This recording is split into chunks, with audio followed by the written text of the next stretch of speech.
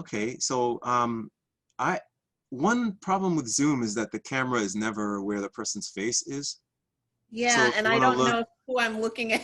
yeah, exactly. If I want to look at you, I have to look here. Oh, But if I'm actually looking at that you, does I'm look looking here. right. So sometimes I use books and stuff to put the camera right in front of the person's face so that I can still kind of look at you and also be looking at the camera. I don't know. I feel like let's just look at each other, even if it looks, I Like mean, we're I looking don't all want to feel like I'm not looking at you this whole time. That would right, be right, really weird. right. So that's yeah. So it will be the viewer with whom we're not making eye contact. Yeah, and Yes. apologies in advance to whoever's watching this. We're not Yeah. looking at you, we're looking at each other. Yes. It's so good to Okay. see your face, man. Yeah, man. We don't really do this, but No, as we another talk all element. the time, but not like this. This is really nice. Yeah. Yeah. Yes. Where do we begin? Hmm. Um, well, I wanted to talk with you about some of the passion that drove me to write this book. And you're the one person who I thought I want to talk to first. Not only because you're my brother, but because you're such a good friend. And because we've been talking about these things, you know, kind of in different ways through the years, Oh I yeah. guess. Yeah. Yeah. So that was my thought. Hmm. Yeah. So what's on your mind right now as it pertains to this journey and this book and this process? Well, part of what I'm thinking about is just how can I share with people Hmm. a very clear process for not being broke anymore. Hmm. You know, that's really what I went through in my own experience. And that's why I wrote the book. I mean, Right. to be blunt, I just want to help as many people as possible not be broke anymore. And for me, the first step in that process is having more than nothing in your bank account. Hmm. And um, Having more than nothing. yeah, like my experience was that I would just kind of spend down to $18 or Right. spend down to $22. And I did that over and over and over and over again. And it just kind of seemed normal. Hmm. When I had money, I had it and I was happy and grateful. And then I didn't have it and it was like, I'm in crisis. And then that cycle would just kind of keep repeating itself. Hmm. And I usually found my way out of it because I was able to make money Right. one way or the other, Right. especially as a self-employed person. You just kind of scavenge and forage for berries and, Right. you know, you make something happen Hmm. and kind of get yourself out of a fix. But Hmm. um, when I got to the point where that wasn't happening as easily because of what was happening in the economy, Hmm. then it was just kind of like, oh, um, what do I do now? And so that's kind of where I begin my book is talking about that. Right. Yeah. Right. There's so much in there. When you put it on paper, it's kind of like a nice parabola, crisis, resolution of What is a crisis, parabola? like that upside down kind of arc thing, like the ball goes up, it comes back down again, and you go through this crisis and then you resolve it, and now here's the book. And I think a lot of people who just pick up a book and have, well, maybe not a lot of people, maybe me, you know, I pick up a book and I have no appreciation of the humanity that went into that book. The experience, the difficulty, the hard-won wisdom that resulted in this statement, you know? So I kind of am personally right now while we're talking, I'm kind of sitting with that, you know, because you don't always have the luxury of being close to the person who wrote the book that you're reading, you know? Yeah. Yeah. Yeah. So it I've It never had adds, that experience yeah, actually. yeah, not Especially like with, this. right, and Mhm. especially with regard to information that's so charged. It's not like how to crochet. No, no, it's not. It's a topic that everyone has opinions about, everyone has passionate opinions about, everyone has personal experience with, You are so right. and And it's not, you know, it's not for the faint of heart either. So yeah, but it is for the faint of heart because you can't get away from it anyway. You know, exactly, that's true. we And wish it wasn't. Yeah. actually that's a good point, because when people say what is it about, tell me about the book, I always start by saying I really wrote this book for people who are really bad at saving money because I I couldn't do it, and by the time I figured it out I was in my 40s, and I Oh, just kind of, I mean, that's kind of a sloppy way of describing it in a way, because it's a lot more nuanced than that. And I don't want to shame people for not having savings, because there's so many other things that we do well. Those of us who aren't really natural savers, there's so yes, many other things that we do really, really well. yes. It's just that in this sphere, in this area, it's kind of like a bit of a struggle. Amen. And so eventually for me, I kind of got curious about how my own behavior was factoring in with all the other elements that were more external. Like, Right. yes, there's a recession, and yes, my clients are kind of going out of business, and it's kind of dramatic. This is Hmm. years ago after the 2008 recession. Hmm. It was a pretty dramatic time. Right. And those things were all real. But then I kind of had this feeling in the back of my mind that there were things I needed to do also. So it Right. wasn't either or, it was both and. Right. And then once went down that rabbit Both hole, and. So both what and what? both external, I could look at external factors and blame them for my Mm, circumstances. mm. And I was also partially responsible for where I was in my life because of Got my it. own behavior. Got it.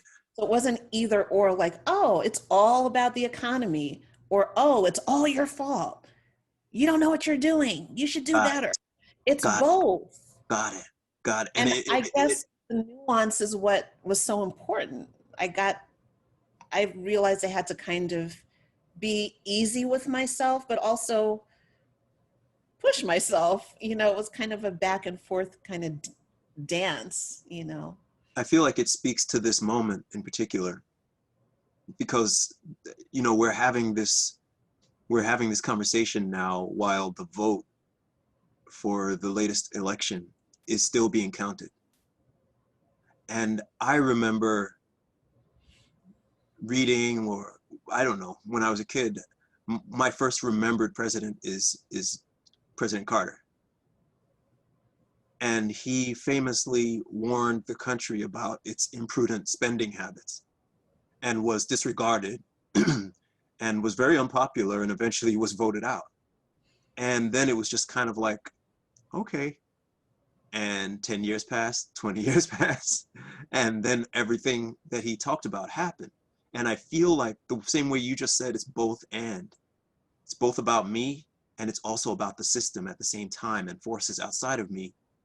I feel like this underscores the timeliness of your statement because it's also a process that the entire country is going through, not just you, you know, but the move to take responsibility is a move that I think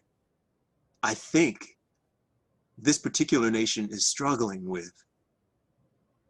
And that whole both and shows that you're taking responsibility and keeping your eyes open about what's around you. You're not just going into either projection or guilt. And you're trying to be knowledgeable and also be responsible. And I feel like that's one of the kinds of sort of polarities or polarizations that's going on in the society at large. You know, people are fighting each other instead of taking responsibility, or they're blaming somebody, or they're blaming themselves, or whatever it might be. But it's like, I don't know what the answers are, but I do think that we are struggling around this same dynamic that you've been resolving inside of yourself. That's something that's hitting me while we're talking. Wow. Yeah. Yeah. Because I'm thinking about all of those so-called invisible voters who they say vote for this person or vote for that person. And a lot of people are voting because they have a hope or a wish for a brighter financial future in the face of this hardship that's going on, you know, and it pushes one person this way and another person that way. But it's like, this is a shared experience people are having, you know? So it feels very timely to me. I think a lot of people need this. Yes, I think so too, Nige. I Mm, think so too. And I feel really strongly about it. It's funny, I mean, because it's essentially a book about survival, mm, it's always going to be timely, you know.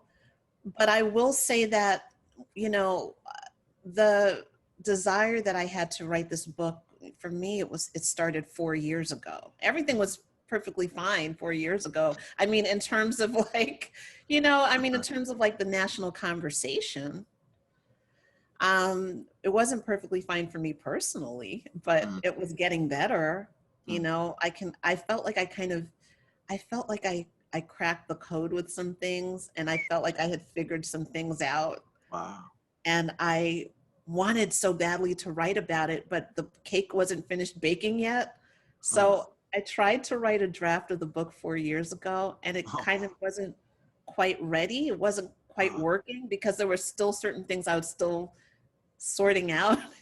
So Wow. this particular book, I Mm, mean, no book is ever finished, I guess, until you mm, decide it's finished. But this particular book, I feel like like at the time that I started writing the book, for example, I was still in debt and climbing my way out of debt while I wow. was writing it. To be Now, able to you say that in the past tense is already wild. know, I know, I know.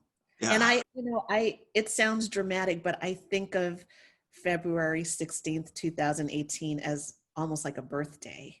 February 16th. That was the day I became 100% debt free. February 16th, 2018. So I'm going to be 3 years old soon. That's right. That's right. Yeah, I'm going That's to be right. 3 years old because I Wow. was kind of like never again. Yeah. That's So amazing. yeah, and Mhm. I think writing the book as a person who kind of checked that off, Yeah. it felt different to me than, and I think I could have still written the book while I was in debt. It wouldn't have been any, the principles are still the same, but I Right. think there's a little more depth to Yeah. some of the Yeah. opinions that I share. I'll call them opinions, suggestions for people Okay. who are going through the same kind of journey. To get a little mystical with it a little bit, Yeah. it makes me think of the Hindu concept of darshan, where you go to see a wise leader or an enlightened leader or a teacher or someone. There are a lot of people like this, and you simply go to them to make eye contact, and there's this concept of a transmission a little bit, you know, and you can look at it in that kind of spiritual terms, or you can just look at it in terms of resonance and that kind of jolt you get or that energy you get when you see that something is possible. So that Yes. behind the words, there's an actual attainment or accomplishment. I feel Yes. like that is a gift as well. Yes. Yeah. Yeah. I don't know that much about Hebrew stuff, but I know the word mitzvah is like, you know, it's my act of service. Mm. And I also feel that coming through in what you're talking about and what you're doing. Mm. Mm. Maybe I'll start off like just slowly here and say, had you written the book 4 years ago, what do you think the big differences might have been? Ooh, wow. That's so good. That's a great question, Nige. Thank you. That's a great question. No, but yeah. Great question. Mm, Because 4 years ago, mm. I think the seed was planted 4 years ago. So it would be the difference between eating a seed and eating a fully grown. Oh, wow. You know what I mean? I Yeah, don't know if sure. that even answers Like a the pumpkin question. seed versus a pumpkin, huh?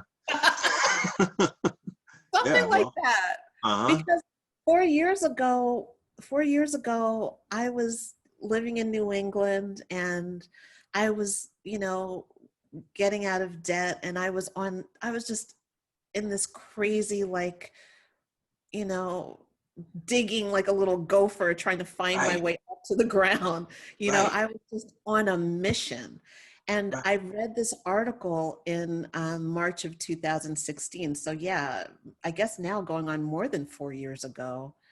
And it was this article in The Atlantic that I told you about a million times probably, and everyone else, because I was obsessed with this article.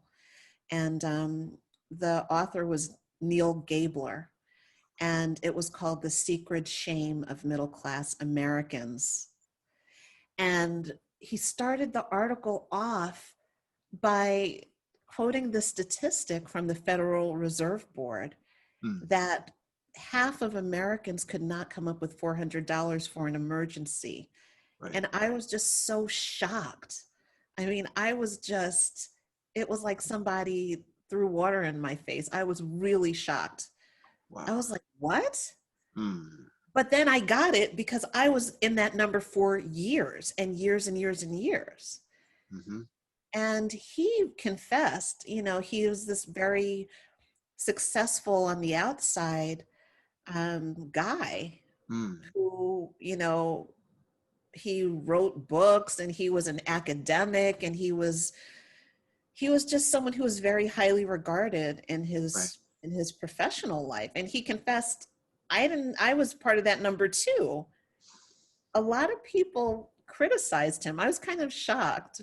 Mm, A lot of people criticized him after he wrote that article, but that article really changed my life because first of all, I thought it was almost like like a little bit like the Ghost of Christmas Future, like somebody was tapping me on the shoulder saying, that could be you. right. Better get it together because this is exactly like you, even though our demographics are nothing like, he's a white man, I'm a black woman and blah, blah, blah. But I saw myself in him. I Right. really, really saw myself in him. And I just decided I'm already trying to get myself together, but I need to turn up the heat even more. And so after reading that article, I was kind of on fire to just do whatever was required to get out of debt quickly and Right. to have more than $400 in savings. So, Huh. Interesting. what ended up happening for me was I Mm, kept every year going back to that statistic because I was curious. mm, I was kind of obsessed with that statistic and I wanted to see how many Americans can come up with $400 now, oh, the yeah. number was improving. Really? Yeah. Okay. Before COVID, it had started Oh, at 50% when he okay. I wrote see. the I see. article.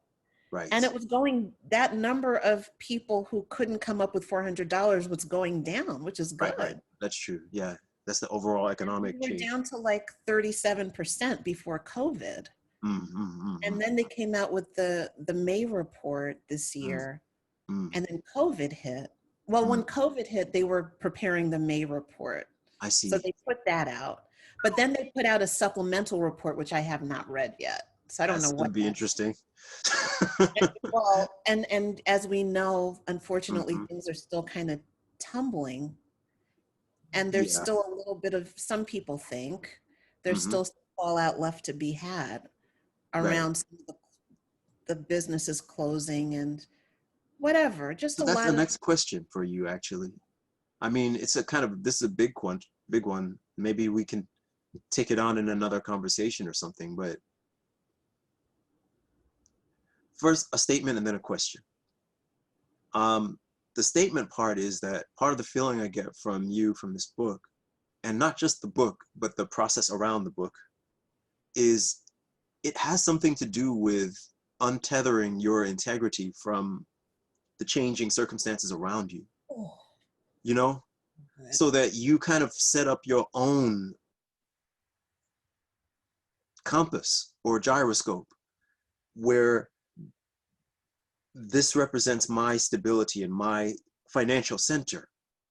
And it is going to be independent of what's happening around me to some extent, because this is what I'm bringing to the table. This is what I'm contributing to my reality, kind of thing. And so in that sense, like you said, it's about survival. It's timeless. It will be relevant at whatever time. But I also am thinking about this time period that we're in, where again, we find a situation where people are forced to face reality in a way that they're not usually forced. You can't hide behind your credit card as much, you know, if you don't have income coming in and all that. So the question part is, what kinds of special resonances or what kinds of special connections do you feel between what you're teaching or describing or offering and what's going on for people right now in the COVID or post-COVID situation? How does it kind of sit now? I think that the similarity that I see, or Yeah, one of them anyway, there are yeah. probably several, but when I began this process in my own life of trying to figure out, why is it so hard for me to save money? Why is it so difficult for me to hold on to what I make? Why do I keep creating and recreating this pattern over and over where I just kind of spend down to $18, even if I start with, 10 grand? Why does this keep happening? And I think the similarity is that when I decided to look at this, I had to. Like, all the credit cards were maxed out. So there, as long as I had a little play, as long as I had a little protection from places from which I could borrow, Right. I was willing to kick the can down the road a little bit longer. Kick the can down the road. Yeah, I hear That's the you. phrase that I got when I was listening to Dave Ramsey for 2 years or 3 Can of years. responsibility. Keep kicking the can down the road. Uh-huh. Like, and then there comes a point where there's like a big brick wall and you're like, oh, I can't go any further. The And can stopped. I think that's the similarity, is that this is another kind of recession type of time. This is another time where it's kind of like um, the normal band-aids, the normal stopgap measures that we would normally turn to say, oh, things aren't so bad, it'll be okay. They're being taken away.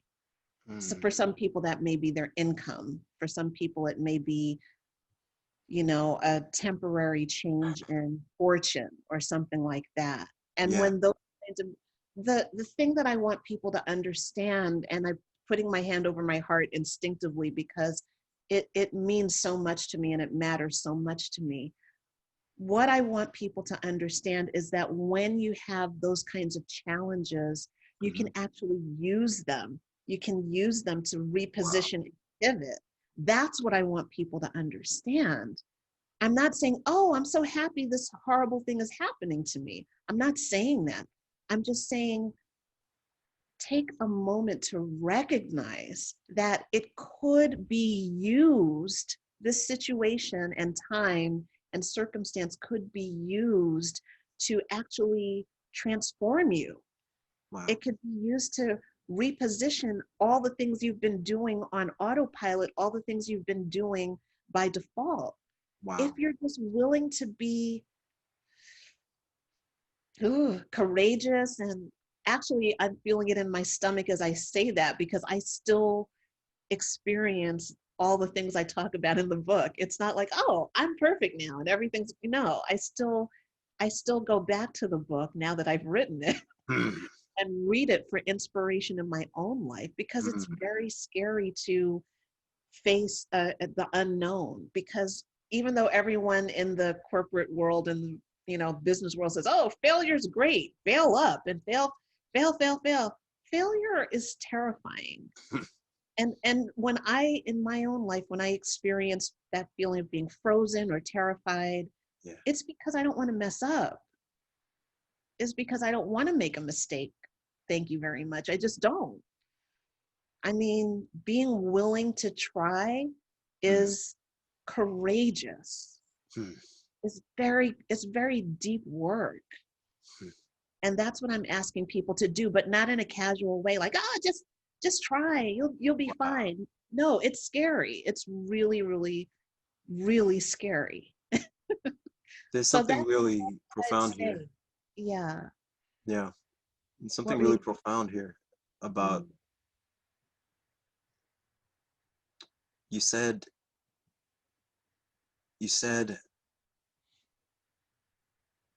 there's actually the possibility to use this difficulty Yes. as an engine of transformation. Yes. Wow. Okay. Yeah, that's the kind of thing that you need to sit with for a minute. You know, maybe over the course of a couple years. Or 7. Yeah, or 7 maybe. Wow. Yeah. But it feels like this is almost the animating core of, it feels like this is almost the animating core of your work to Yes. some extent. This Yes. is like you went into the fire and you found something in there and you're taking it back out again. And this is what you're showing people. And then it's like, okay, maybe I should look in my fire. Okay, how do you go about doing that in a safe way? Okay, let me try it. Maybe I'll try it. In a safe way. Yes. A conscious way and an Conscious. awake way. Yeah. So that feels to me like a really resonant, that word keeps coming up, but that feels to me like a reverberating message, a kind of animating message from your book. Yeah. Yeah. And then, I mean, that's starting from kind of like the spirit of it. What seems like an animating message? Stay awake. That the image, maybe we could say, of fire to some extent, you know, going into it, not just running away from it. Yes. Yeah. Then when you said I was on fire, you knew, at first you said you were like a gopher digging, and then you said I was on fire. And that phrase on fire had actually been going through my mind right when you were saying that, because it was like that kind of being on mission, you know, being on purpose, driven, you know, during that time as you're trying to get to the point where the debt is behind you. Yeah. Yeah, finished. Yeah. And that the debt was the fire, but also the repayment of the debt was the fire too. Yeah. And now you kind of have some sort of wisdom that you've gotten from both of them. And that's what's in the book.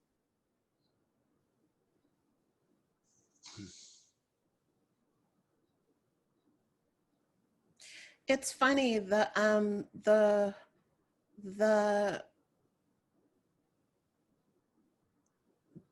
the willingness to walk into the fire, I didn't have it. I didn't have it. I got dragged in. Mm. And that's the similarity I would point out between this time and the Yeah, time that I was going through. It's like, yeah, right. no one's trying to do this No, voluntarily. no way. No way. No one wants to look at all their garbage voluntarily. Right. But here's what happened, and this is like the quickest way I can describe it. Yeah. This is why I went through this process, period. Mm. I asked myself, there was a moment of recognition and like a kind of, I don't know, I hate to use the word epiphany because it sounds kind of corny, but there was a moment where I said, wait a minute, Ah. if I can figure out what to do when I've burned everything to the ground, Like if I can figure out how to put one foot in front of the other after I have nothing left, after I had to sell my house in a short sale, I moved back in with mom and dad. I'm in their guest bedroom after having my own home for 10 years. Now I'm in mom and dad's guest bedroom. All my stuff is in storage. I have no money. So if I could figure out how to navigate from day to day in that scenario, what's the difference between doing that with nothing and doing that with money in the bank? It was just a tiny little whisper of a question. Yeah. So if you do get to the point where you're desperate enough to walk into the fire, this work is a lot easier. This work is a lot more doable when you already have the wounds and the scratches and the scraped knees and the, Right. you know, the bloody elbows. It's a Mm. lot easier because you're kind of curious, like, how did this happen? If Curious. things are okay, I Uh-huh. don't know that this work will really pull you in as much as I might want it to, because I'm looking at everyone out there who's just like has a net worth of, negative net worth, and saying, okay, I can help you. But Hmm. maybe it's not for the people who kind of are still patching everything together and figuring out how to kind of feel like things are normal. Well, I I would don't I would know. push back on that a little bit. I hear what you're saying, and I think that in most situations you're right. I mean, it's just that's just the way it goes. That's the concept of hitting rock bottom, you know, and that before until you hit rock bottom, you're not going to make any kind of significant life change, because it's going to be too appealing and tempting to stay with the things that are comfortable to you. Yeah. But I'm thinking about my own work, what I know about addiction counseling, that rock bottom idea is right there. And it's now many people would consider that it's not ethical to wait for your clients to hit rock bottom because that could equal dying. Like for some people, rock bottom when it comes to an addiction is the end of the road. And Yes. so while it so let me say it more accurately. While it might be true much of the time, it's not something that we can just be comfortable with. And we Right. need to keep reaching out to people as you are in the form of this book, and then hope that for some people they don't have to hit rock bottom. They get I inspired, you know? Right. And Yes. maybe the people who are looking, I guess I still struggle with the kind of black and white, all or nothing style of thinking, which I actually ask people to push against in my book, because it's part of my own journey of this Ah, all or nothing. Like I used to think, if I can only save $10, why not just spend it all on sushi? What's $10 gonna do? right. Even the $400, like what's that gonna do? Who Right. cares? Who Right. It's cares too about small. $400? But then I figured out when I was going through my process, oh, it's not about the amount. It's about working the muscle. It's about building the muscle. So you can start with a 5 pound weight. You can start with a 10 pound weight. You don't have to start with a 50 pound weight. Can And you talk so, more about that? About yes, the idea that this is a muscle? yes, that's like a huge part of what I'm suggesting, Hmm. is that saving money is a muscle. And the exercise that I created for myself was, I challenged myself to keep money in my line of vision. It was only $30 at first, because Right. I really didn't have a lot of money at the time and very little income, very sketchy intermittent income at the time. And I decided, okay, next time I get some money from client work or whatever, I'm just going to keep $30, and I'm just going to keep that money as almost as if it just doesn't exist and see what happens. Hmm. And that was the beginning of this exercise of, okay, maybe I can add $10. Hmm. Maybe I can add $50. And I noticed that as I added to that initial amount of money, which I started to call my base balance because I thought of it as like money underneath. Like I have all my activity and all the money that's doing stuff and paying stuff and coming in and Mhm. out.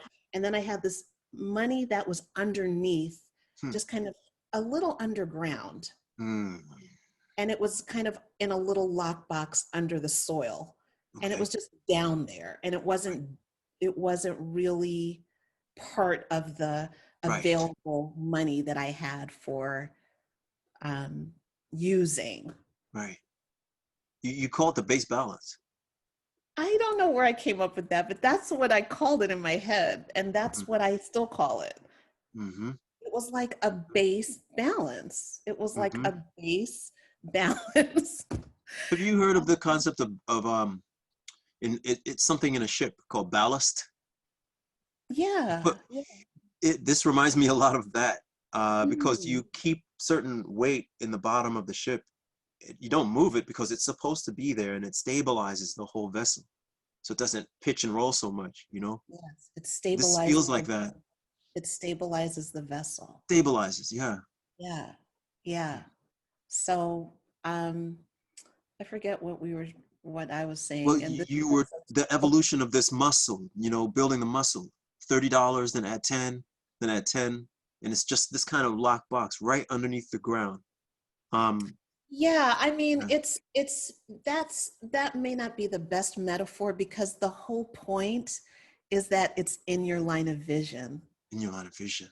And so Right, underneath right, the right, ground right, suggests right, that you're not able to really see it, and that's not exactly correct. right, I shouldn't use that metaphor. As I right, learn right, right, how to describe this to people, I'll get better at it. But right. basically, the magic of it for me Yeah, was that I was keeping money that I could have been spending and not spending it. And it wasn't hidden away. It was right there. And I was making a conscious decision Monday, Tuesday, Wednesday, yeah. every day to look at the money and The just line not. of vision. Yeah. That And part then, seems like the muscle, or a part of yeah, the muscle. that's Mhm. the building of the muscle is, oh, I need this. I need this money. Oh, okay. What else can I do? Mm. What else can I do to make sure my needs are met? What else can I do? What if I didn't have this money? It was like a conversation I was having with myself. Man, there's so much in here that that I'm reacting to while you're describing it. We've talked about it before, yes, but Yeah. it's very rich. Pun intended. Just kidding. But yes, no, but I mean, well, Mm, yeah, it's something about that idea of it's not the idea. Let me just be sloppy here, okay? So base balance, the muscle, mm, keeping it in my line of vision. mm, And mm. so I'm having a relationship with this money, but Yeah. I'm creating a new kind of relationship from what I used to just knee jerk do. Knee jerk. Right. And Auto. it actually feels feels kind of respectful, you know? Yes. Like you're actually kind of respecting. I maybe this might not be quite right, but I'm just saying it, okay? It feels like you're respecting your money, you know? Absolutely. You're Yeah. respecting your, but deeper than that, it's not like a respect for the money over there. It's like you're almost respecting an aspect of yourself, which is the money part of yourself that's represented in the money that you have, you know? So Mm-hmm. it's like you're treating yourself as a certain type of person that you didn't used to treat yourself as, almost like an important person, you know, like someone who you come to the counter, the maitre d sees you and it's like, oh, okay, yes, good to see you here. You're like, yeah, okay, good. You're not bragging or anything, but you're treated with respect. And it's like the money comes and you don't just go and start running around, and you're like, you know, I have a choice in what I do. This is an Yes. aspect. It's not all about just me paying off some intimidating or overwhelming force outside of me. It's not all about as soon as I get something, I have to be like, oh, here you go, and just throw it out at some, part of it is about my substance, my own substance. Mm. Yeah, and this feels like kind of starting to, you put it in your line of sight. Well, anyway, maybe we'll talk more about that, but Yeah, because it feels it really really rich. is. It is. And it's yeah, I love what you just said.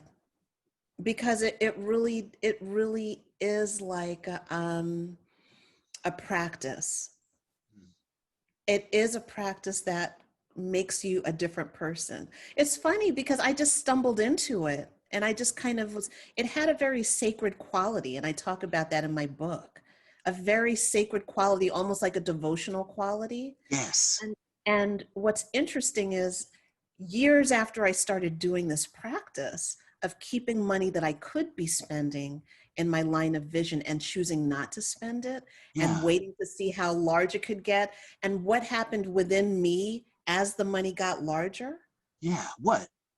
Well, what's funny is if you're saving $30, if you're an adult, over the age of 21 or whatever, and you have $30, that's probably not going to make you, get too emotional. I mean, generally Mm-hmm, speaking. mm-hmm, mm-hmm, Um, when the money gets to a certain point, you start feeling like, wait a minute, mm-hmm. you have a different conversation with yourself. It's kind of like I call them competing priorities, which are actually very good reasons to spend that money. It's Okay. not like they're bad reasons, like, Mm-hmm, oh, I'm mm-hmm, so mm-hmm, irresponsible. They're excellent reasons mm-hmm, to mm-hmm, spend that money. Those are mm-hmm. competing priorities. Right. And the competing priorities intensify because you're like, and I tell a story in the book about having $1,000. Like I Right.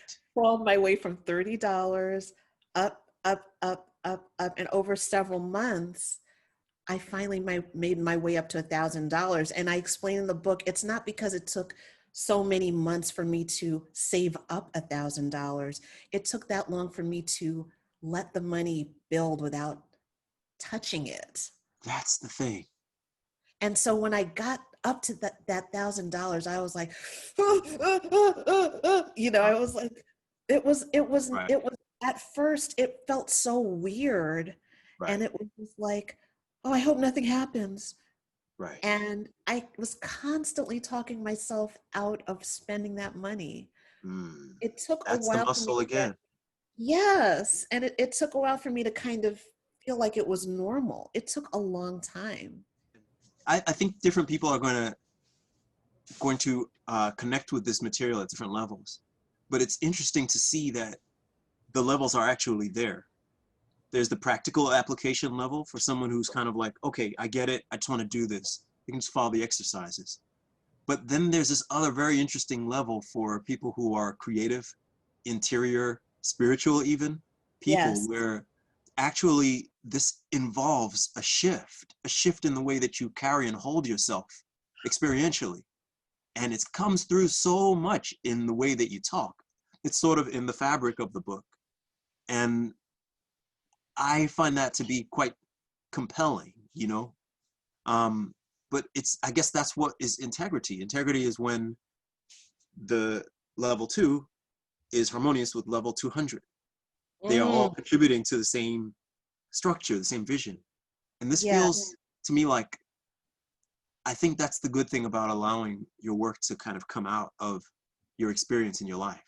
That you don't actually, if it comes out of a kind of personal accounting and accountability, then this integrity seems to just be a kind of natural quality when you allow your insights to be hard won, Mm, instead of kind of, and frankly, once again, this is another expression of your philosophy in the book, you know, where talking about ideas that you don't have experience with is kind of like using a credit card. You're borrowing an insight and hoping that experience will eventually catch up with. But in your case, your experience has come first and you're kind of walking through your process, and yes. you allowed it to get to the point where you have a base balance of insights that can be shared through your You know work. what, Nige? The Yeah. base balance metaphor has come up for me more than once in other non kind of monetary spaces in my life because I'm, as you know, always kind of working on some kind of self-development issue. Right. And it comes up quite a bit.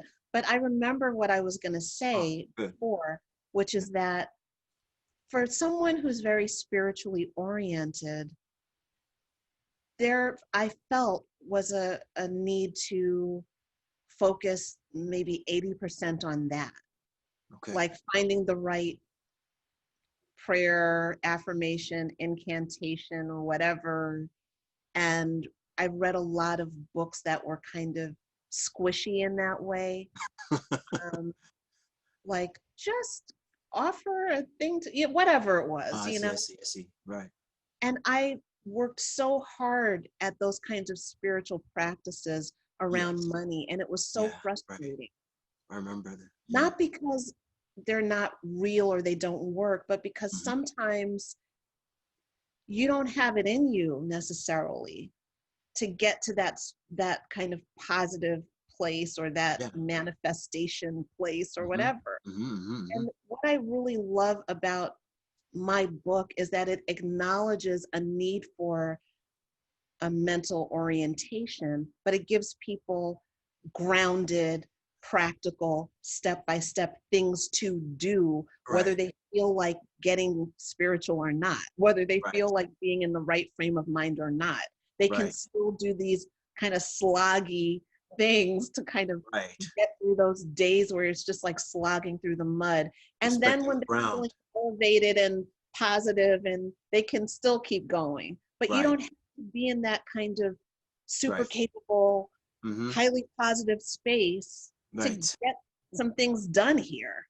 And Absolutely. I feel really A- strong. And once again, the form of the book, the kind of the spirit of the book, and the actual contents seem to just reflect each other. Mm-hmm. You know, Mm-hmm. because yeah, I mean, yeah, yeah, I'm feeling many levels of resonance in what you're saying and what you've written. You Yeah. know, yeah, yeah, yeah. The respecting the grounded, messy, or living aspects of your ideals and your spirituality, you know, and that includes in a very real way, even if we're not just limiting it to finance and money, that does include livelihood. That includes your economic and material base. That's part of, if we represent the spiritual life as like a pyramid, the base is a very important part of the pyramid, where it touches the ground. And that is a very important part of having a meaningful life. If we don't use Mm. the word spiritual, just meaningful is also fine. But it's like for a person who says, oh, I'm artistic, I'm creative, I care about what things mean, but I'm not good with, money and all of that. It's like, this is a part of that. It's not like a meteor crashing into your structure. It's actually a part of your structure. Like yeah, well, anyway, that's a really rich part. I feel like there's a lot more in these points that you're making that Yeah. they can just keep on giving, I think. Mm-hmm. Yeah, but well, yeah, okay. So yeah, I'm good. How about you? How do you want to, should we stop recording here? Yeah, I think so. And we'll try to Pick it up flip it another. and do a one time when it's your evening and my morning, Good idea. Yeah, yeah, yeah. and see if what the conversation yields at that time. Right. That's a good idea because it'll be very different. Fair Yeah, I get increasingly less rational as the day goes on. I'm gonna stop recording because I want Okay. to tell you something that's not being recorded. All right. Okay, stop recording.